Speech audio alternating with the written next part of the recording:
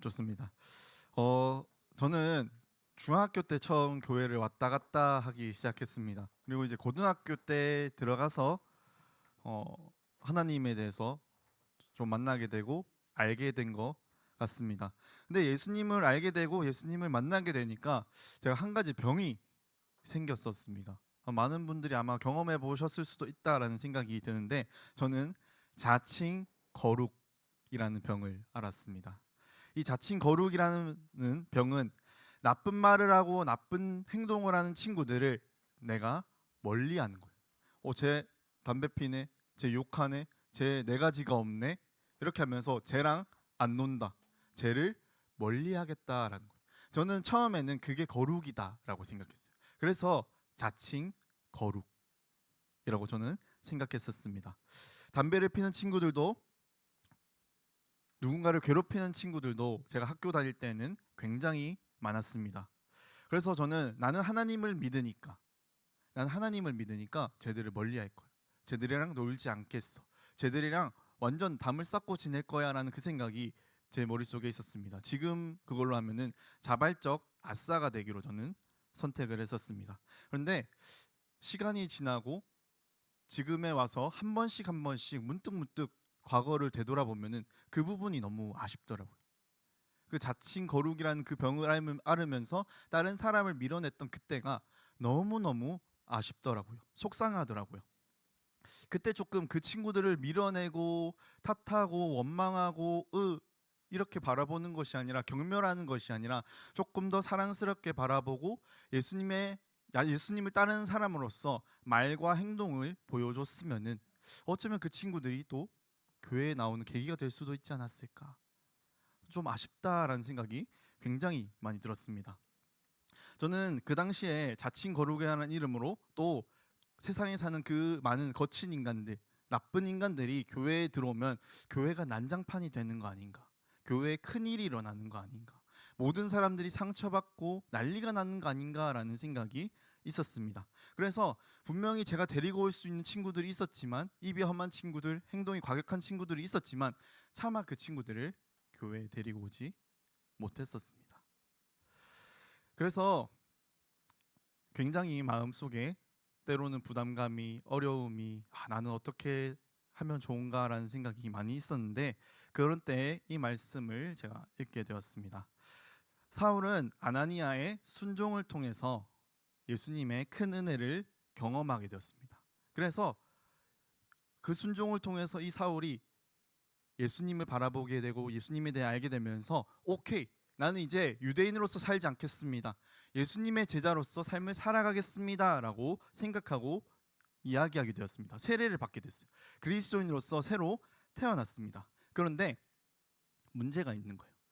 아무리 이 사울이 예수님을 알게 되고 세례를 받고 오케이, 난 이제 그리스도인으로서 내 목숨을 바쳐서 사역하겠다라고 했어도 사울은 변화됐는데 아직 주변 사람들의 시선이 바뀌지 않았다라는 거예요. 여전히 저 사람들은 나를 나쁜 사람, 거친 말하는 사람, 못된 사람으로 기억을 하고 있다라는 겁니다.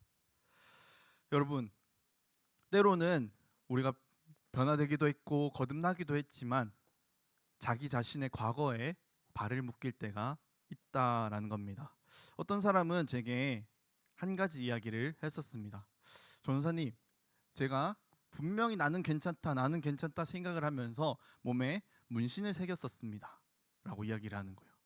저는 그때 괜찮다 생각했고 지금까지도 나는 괜찮다라고 여기면서 살아왔습니다. 그런데 요즘 조금 많이 후회가 됩니다라는 이야기를 했었습니다. 그래서 멋있기만 한데 뭐가 후회되냐라는 이야기를 한번 했습니다.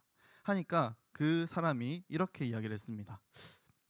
저는 괜찮다 생각하고 여전히 하나님 앞에서 바로 서 있다라고 생각을 하지만 저를 만나는 그 수많은 사람들에게 제가 나쁜 사람이 아님을, 정말 예수님을 믿는 사람임을 끊임없이 이야기를 해야 한다. 설득을 해야 된다라는 이야기를 했었습니다.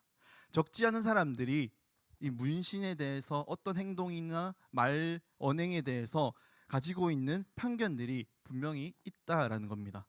여러분, 인간은 연약한 존재입니다.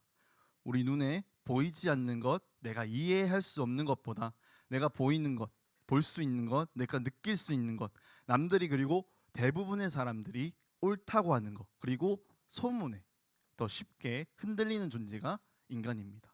우린 연약하기 때문에 그것들에 흔들린다라는 겁니다. 그러니 나와 다르거나 소문이 안 좋거나 내가 편견을 가지고 있거나 과거에 특별한 이슈가 있는 그 사람들에 대해서 우리는 쉽게 받아들이지 못하는 거예요. 쉽게 들어와, 이 선안으로 들어와라는 그 말을 할 수가 없다라는 거예요. 왜냐하면은 우리가 연약하기 때문에.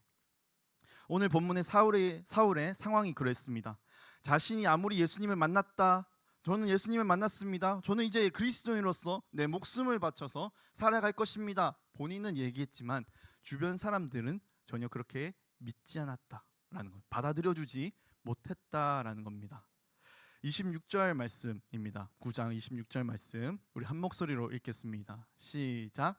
사울이 예루살렘에 가서 제자들을 사귀고자 하나 다 두려워하여 그가 제자됨을 믿지 아니하니.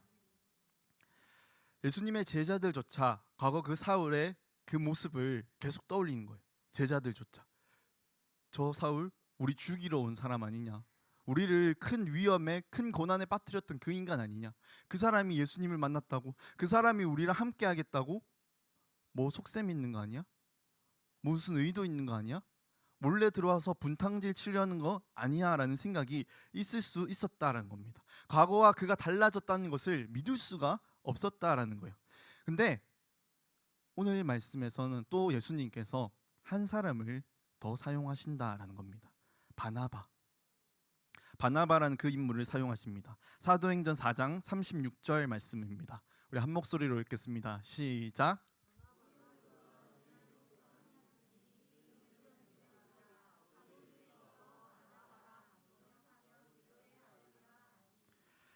네, 성경은 바나바의 별명을 위로의 아들, 격려의 아들로서 표현합니다. 여러분, 제자들은 이전에 그 과거의 그 모습을 떠올리면서 이 사울을 받아주는 것을 굉장히 꺼려했습니다. 두려워했습니다. 저 사람이 나를 해코지하면 어떡하나, 받아줬다가 큰일이 일어나면 어떡하나, 저 스파이 아니냐, 우리 위치 다 알려주고 잡아가려는 큰 그림을 그리고 있는 게 아니냐, 계속해서 두려워했다라는 겁니다. 그래서 사울이 왔지만 섣불리 환영하지도 인사를 건네지도 바라보면서 웃음 짓는 거 하나조차 할 수가 없는 상황이었다. 사울 입장에서는 기댈 곳 하나 없고 참 외로웠을 수도 있습니다. 억울할 수도 있고 자신을 단 한 명도 환영해주지 않는 그 모습에, 그 경계하는 그 모습에 상처를 받았을 수도 있습니다. 그런데 그런 상황을, 그런 관계를 중재해준 사람이 바나바였다라는 겁니다. 바나바는 예수님과 함께하는 그 사울을 신뢰할 준비가 되어 있었고 사울의 입장을 대변해주는 그런 발언들을 하게 됩니다. 그런 바나바의 희생과 헌신과 노력으로 인해서, 환영과 격려로 인해서 사울과 제자들은 한 공동체를 마침내 이뤘다라고 이야기합니다. 여러분, 제가 19년도 12월에 이 밀양 온누리 교회에 부임을 했습니다. 교육전도사로 부임을 했습니다. 그 당시 오전 예배에 출석 성도 수가 80명이었습니다. 80명. 그런데 5년이 지난 지금 오전 예배에 180명에서 200명의 성도님들이 오전에 참석하고 계십니다. 많은 전도사님들, 또 때로는 목사님들이 저에게 질문을 하고 답니다. 너가 일단 거기 있으니까, 거기서 똑같은 기간에 바라봤으니까 어떻게 이 코로나의 시기에 그 교회는 성장을 할 수 있었냐? 너가 보기에는 뭐였냐? 어떤 이유가 있었냐? 라고 질문을 하셨습니다. 딱히 생각해보진 않았었지만 그 질문에 저도 곰곰이 생각해봤습니다. 어떻게 이렇게 성장을 할 수 있었을까? 어떻게 어려운 시기였는데 잘 극복하고 잘 나올 수 있었을까라는 생각을 해봤습니다. 저는 우리 교회에 누군가 개인의 탁월함이 있다라고 생각하지 않습니다. 오히려 지극히 평범한 사람들 있잖아요. 너무나도 평범한 사람들, 이름도 없이 빛도 없이 섬기신 사람들, 아나니아처럼 말씀에 순종하고 바나바처럼 사람을 차별하지 않고 환대해줬던 그 사람들, 하나님께서 그 사람들을 사용하셨다, 저는 믿습니다.